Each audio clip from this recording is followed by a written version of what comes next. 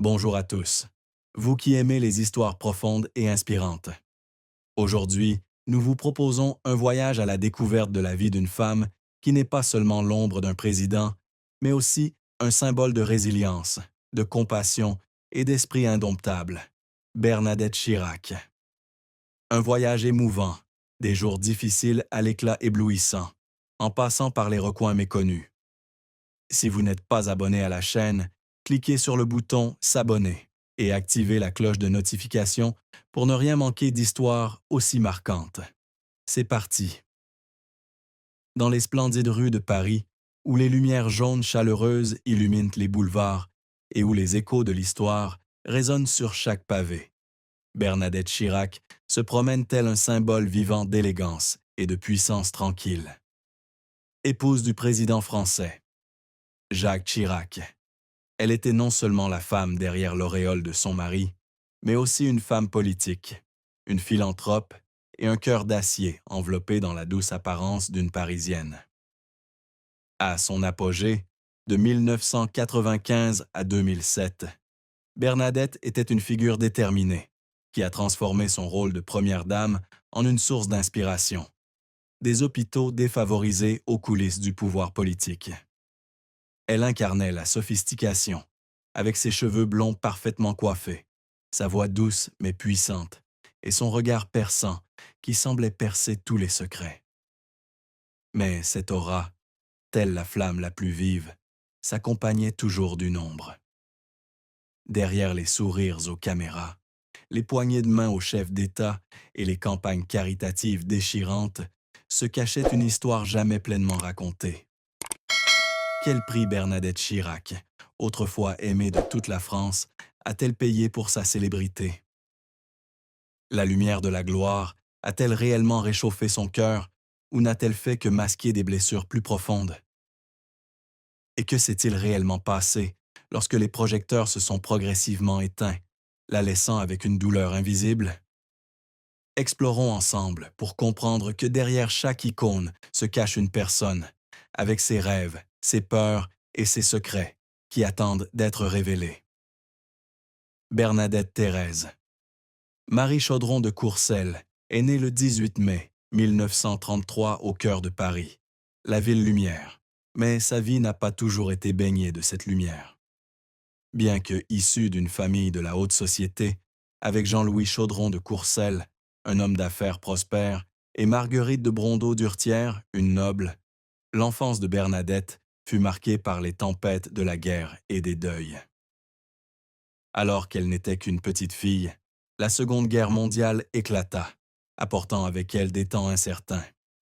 Son père, un homme sévère qui avait étudié à Eton et à Cambridge, fut mobilisé en 1939 et emprisonné en Allemagne jusqu'à la fin de la guerre. Son absence laissa un vide immense dans la maison du chic 6e arrondissement de Paris, où Bernadette grandit sous la tutelle stricte de sa mère. Sa mère, Marguerite, était une fervente catholique, dont les règles étaient aussi strictes que les murs de pierre de l'église. Bernadette grandit dans un environnement discipliné où chaque geste devait être parfait, chaque mot pesé. Mais c'est dans cette rigueur qu'elle apprit à dissimuler ses émotions, à tenir bon, même le cœur brisé.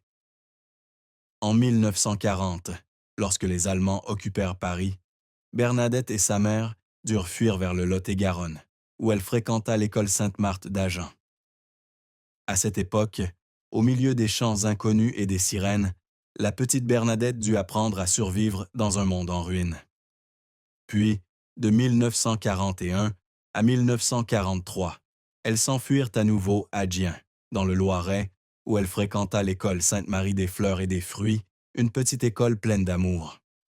Ces années, bien que difficiles, forgèrent en Bernadette une volonté de fer, une endurance qui deviendrait plus tard le fondement de sa résilience. Sa famille n'était pas pauvre matériellement, mais le manque d'affection la blessa profondément. L'absence de son père, la sévérité de sa mère et les évasions pendant la guerre ont forcé Bernadette à apprendre l'indépendance dès son plus jeune âge. Elle a trouvé du réconfort dans les livres, les récits d'art et d'histoire, et dans le rêve d'un monde où elle pourrait être libre d'être elle-même. À la fin de la guerre et lorsque la famille a été réunie, Bernadette est revenue à Paris, portant des cicatrices invisibles. Ce sont ces années, dans la poussière de la guerre et les jours sans famille, qui ont semé les graines d'une Bernadette Chirac non seulement forte, mais aussi sensible. Une femme qui passerait sa vie à apporter la lumière aux autres, tout comme elle avait aspiré à la lumière dans les jours sombres de son enfance. Bernadette n'est pas entrée en politique par ambition ou par soif de pouvoir. Son parcours a débuté par une rencontre décisive à l'Institut d'études politiques de Paris, où elle, jeune fille blonde au regard perçant, a rencontré Jacques Chirac, un jeune homme passionné et ambitieux. C'était en 1950, alors que Bernadette étudiait les sciences politiques, une discipline qu'elle avait choisie non seulement par passion, mais aussi par désir de s'affranchir des contraintes imposées par la société aux femmes de l'époque. Jacques, avec son sourire charmeur et son esprit indomptable, est devenu le mentor non seulement de sa carrière, mais aussi de sa vie. Ils se sont mariés le 16 mars 1956, un événement qui a non seulement marqué le début d'un mariage qui a duré plus de 6 décennies, mais aussi le tournant qui a introduit Bernadette dans le monde exigeant de la politique. À ses débuts, Bernadette n'était pas une politicienne au sens traditionnel du terme. Épouse, mère et compagne, elle a soutenu Jacques lorsqu'il a lancé sa carrière politique comme maire de Paris en 1977. Mais Bernadette ne se contentait pas de rester dans l'ombre. Elle a commencé à participer à la vie associative en Corrèze, ville natale de la famille Chirac, où elle a été élue au conseil municipal de Saran en 1971. Ce rôle, bien que modeste, a été son premier pas vers l'affirmation de soi. Elle a dû faire face aux regards méfiants, aux murmures l'accusant d'être simplement l'épouse de Jacques Chirac. Mais Bernadette a refusé de se laisser définir. Avec intelligence et patience, elle a appris à animer des réunions, à écouter les habitants et à se forger une image de femme non seulement élégante, mais aussi dévouée. Les difficultés initiales n'étaient pas minces. En tant que femme dans un monde politique dominé par les hommes, Bernadette a dû faire face au sexisme et aux attentes qui l'obligeaient à rester dans l'ombre. Mais elle avait une qualité particulière, une persévérance discrète. Elle ne discutait pas, ne criait pas, mais prouvait discrètement sa valeur par l'action. Elle organisait des événements caritatifs, soutenait les familles en difficulté de Corrèze, et petit à petit, la population commença à la considérer non seulement comme l'épouse de Jacques, mais aussi comme une véritable leader. En 1979, elle devint la première femme élue conseillère municipale au Conseil général de Corrèze, une étape historique non seulement pour elle, mais aussi pour d'autres femmes luttant pour leur voix. C'est cette période, marquée par les difficultés et les doutes, qui forgea Bernadette Chirac en une femme qui vivait non seulement pour sa famille, mais aussi pour de grands idéaux. Lorsque Jacques Chirac devint président de la République française en 1995, Bernadette Chirac s'affirma sur la scène internationale, non seulement comme première dame, mais aussi comme une icône d'élégance et de compassion. De 1995 à 2007, elle fit de son rôle de première dame un véritable vecteur de changement. Parmi ses réalisations les plus marquantes, on peut citer la direction de la Fondation Hôpitaux de Paris Hôpitaux de France et de l'opération Pièce jaune, une initiative caritative visant à améliorer les conditions de vie des enfants et des personnes âgées dans les hôpitaux français. Chaque année, elle apparaissait à la télévision, souriant doucement mais avec détermination, demandant aux Français de donner de petites pièces pour redonner le sourire aux jeunes patients. La campagne a non seulement attiré des millions de participants, mais a aussi transformé des hôpitaux froids en lieux colorés, avec des salles de jeux, des jardins thérapeutiques et des espaces chaleureux pour les enfants. Ce qui distinguait Bernadette, ce n'était pas seulement ses actions caritatives, mais son style de leadership. Elle ne recherchait jamais la vedette, mais lorsqu'elle parlait, le monde l'écoutait. Sa voix, douce mais puissante, captait l'attention des politiciens chevronnés. Elle s'habillait avec brio, avec des robes élégantes et des perles, mais ne laissait jamais son apparence éclipser son cœur. C'était une femme capable de discuter avec des chefs d'État lors de banquets à l'Élysée, puis, le lendemain, de s'asseoir au chevet d'un enfant malade, de lui tenir la main et de lui raconter des histoires pour apaiser sa douleur. Sa sincérité, alliée à son intelligence et à sa patience, ont fait d'elle une icône appréciée non seulement en France, mais dans le monde entier. L'influence de Bernadette s'étendait bien au-delà des hôpitaux. Diplomate discrète, elle accompagnait Jacques lors de ses déplacements internationaux, de la Maison-Blanche au Kremlin. Elle tissa des liens avec d'autres premières dames, de Nancy Reagan à Bella Kotcharian, contribuant ainsi au rayonnement de la France. Elle défendit également la culture française, promouvant des projets de préservation du patrimoine et soutenant de jeunes artistes. Mais par-dessus tout, Bernadette était une femme de compassion. Elle comprenait que le véritable pouvoir ne réside pas dans la célébrité, mais dans la capacité à toucher le cœur des plus démunis. À son apogée, Bernadette Chirac était plus qu'une simple première dame. Elle était une flamme, brûlant d'éclairer le chemin des autres, et un cœur battant pour les valeurs humaines. Sous les lumières scintillantes de l'Élysée, lieu de somptueuses fêtes et de réunions de pouvoir, Bernadette Chirac semble invincible. Mais même sous la lumière la plus vive, des fissures invisibles apparaissent, telles des fissures dans un tableau ancien. Le rôle de première dame, tout en lui offrant une scène où briller, est aussi une cage de verre, où chacun de ses actes, chacune de ses paroles, est scruté par des milliers d'yeux. Bernadette, au cœur sensible forgé pendant la guerre, n'a pas toujours su résister à cette pression. Les plus grands conflits de sa vie ne provenaient pas d'ennemis extérieurs, mais de conflits internes au système politique et social dont elle faisait partie, ainsi que de tempêtes dans sa vie personnelle. L'un des plus grands conflits résidait dans la tension entre elle et les médias français, qui ne cessaient de déterrer les recoins sombres de la vie de la famille Chirac. Les rumeurs sur son mariage avec Jacques, les rumeurs de brouille et de liaison extra-conjugales sont devenues un couteau tranchant qui a entamé l'estime de soi de Bernadette. Élevée dans la fierté et la discipline, elle a choisi de garder le silence face aux critiques, mais chaque article, chaque commérage était un couteau invisible. Elle se tenait aux côtés de Jacques lors des conférences de presse, son sourire toujours élégant, mais dans son regard transparaissait une douleur secrète, celle d'une femme qui devait protéger non seulement son honneur, mais aussi celui de sa famille. Le conflit provenait également du monde politique auquel appartenaient Jacques et elle.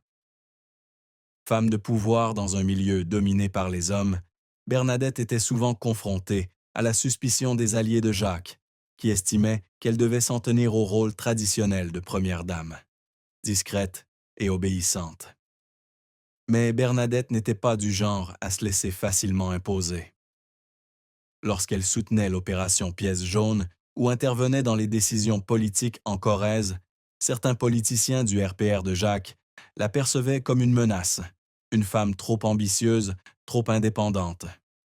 Ces critiques, bien que discrètes, se répandirent comme un frisson dans les coulisses du pouvoir, laissant Bernadette isolée, même dans le monde auquel elle avait consacré sa vie. Le plus grand échec, cependant, ne résidait pas dans un événement précis, mais dans un processus silencieux, alors que Bernadette prenait conscience que l'aura de son rôle de première dame s'estompait. À la fin de la présidence de Jacques en 2007, elle n'était plus au centre de l'attention. Les invitations aux événements internationaux diminuaient, les articles la concernant se faisaient rares, et le monde semblait oublier celle qui avait touché la France par sa compassion. Ce silence, méfiant et froid, tel une sentence invisible, força Bernadette à affronter une douloureuse question. Tout ce qu'elle avait fait, tous ses sacrifices, étaient-ils vraiment appréciés? Elle n'avait pas été éliminée par les actes publics, mais par l'indifférence d'une société toujours en quête de nouvelles lumières. Mais même dans ces moments les plus sombres, Bernadette ne s'effondra pas. Elle se redressa, comme elle l'avait fait depuis l'époque où elle avait fui la guerre, et se prépara à un nouveau chapitre de sa vie. Lorsque les projecteurs de l'Élysée s'éteignirent, Bernadette Chirac ne disparut pas dans l'oubli, comme beaucoup le craignaient. Au contraire, elle entama une nouvelle étape de sa vie, une étape où elle trouva un sens non pas dans la célébrité, mais dans des contributions discrètes et une redéfinition de soi. Après 2007, Bernadette retourna en Corrèze, terre ancestrale de la famille Chirac, où elle conserva son rôle de conseillère provinciale et de mère et grand-mère dévouée. La maison de Saran, avec ses vieux murs de pierre et ses jardins luxuriants, devint son refuge, un lieu où elle pouvait échapper au regard du public et trouver le silence auquel elle aspirait depuis son enfance. Bernadette ne cessa jamais de travailler. Elle continua de diriger la fondation Hôpitaux de Paris Hôpitaux de France, même si elle n'était plus sous les projecteurs. Chaque année, elle apparaît encore dans l'opération Pièce jaune, le sourire aux lèvres, appelant les Français à faire des dons pour les enfants et les personnes âgées, hospitalisées. Mais aujourd'hui, elle ne le fait pas pour la gloire, mais pour tenir une promesse qu'elle s'est faite. Elle ne cessera jamais d'apporter de l'espoir à ceux qui en ont le plus besoin. Elle visite les hôpitaux, s'assoit au chevet des enfants, écoute les histoires des infirmières et veille à ce que les petites sommes récoltées grâce à sa campagne servent à créer un véritable changement. Ces moments, bien que non relayés par la presse, sont les joyaux de sa vie, les moments où elle se sent véritablement vivante. Elle prend également le temps d'écrire ses mémoires, non pas pour se glorifier, mais pour partager les leçons de sa vie. Son livre, publié en 2016, est un récit poignant des joies, des peines et des défis qu'elle a surmontés. Dans ce livre, Bernadette raconte non seulement son rôle de première dame, mais aussi ses années de guerre, son mariage difficile et sa quête de sens dans un monde en mutation. Ce livre n'est pas une excuse, mais un rappel que même les femmes les plus fortes ont leurs moments de faiblesse, et que ce sont ces moments qui font d'elles ce qu'elles sont. Bernadette n'a jamais refait surface, non pas par incapacité, mais par manque de volonté. Elle a choisi de vivre une vie simple, proche de sa famille et de sa communauté en Corrèze. Elle passait du temps avec sa fille Claude et ses petits-enfants, trouvant la joie dans les repas de famille, les promenades de l'après-midi au jardin et les conversations avec les habitants. Son changement de perspective a été un passage d'une vie pour les autres à une vie pour elle-même. Bernadette a compris que les projecteurs ne la définissaient pas. Ce qui la définissait, c'était son cœur qui ne cessait de battre pour les autres, et sa volonté qui ne cédait jamais à l'adversité. Alors qu'elle entrait dans ses dernières années, Bernadette Chirac, à 92 ans, n'était plus la femme énergique qui arpentait autrefois les couloirs du pouvoir. Sa santé a commencé à décliner, avec des douleurs chroniques et les effets de la vieillesse. En 2019, le décès de Jacques Chirac, son compagnon depuis plus de 6 décennies, a été un choc immense, la laissant avec un vide incommensurable. Bien qu'elle se soit préparée pour ce jour, la douleur de perdre l'homme qu'elle avait aimé, avec qui elle s'était disputée et avec qui elle avait bâti un héritage, était une blessure profonde. Bernadette, forte de sa résilience innée, refusa de se laisser abattre par la douleur. Elle continua de vivre, non pas pour la gloire, mais pour ceux qui avaient encore besoin d'elle, sa famille, sa communauté et les enfants hospitalisés qu'elle avait consacré sa vie à protéger. La santé de Bernadette fut également affectée par le stress de sa vie publique. Des crises cardiaques mineures, des hospitalisations pour épuisement et un déclin physique la forcèrent à ralentir. Mais même dans les moments les plus difficiles, elle garda sa grâce et sa volonté de faire. Elle refusa d'être perçue comme une femme faible ayant besoin de pitié. Au contraire, elle prit le temps de réfléchir à sa vie, aux choix qu'elle avait faits et à ce qu'elle voulait laisser derrière elle. Dans sa petite chambre à Corrèze, elle écrivit des lettres à ses petits-enfants, partagea des anecdotes sur son passé et encouragea la jeune génération à vivre avec compassion et intégrité.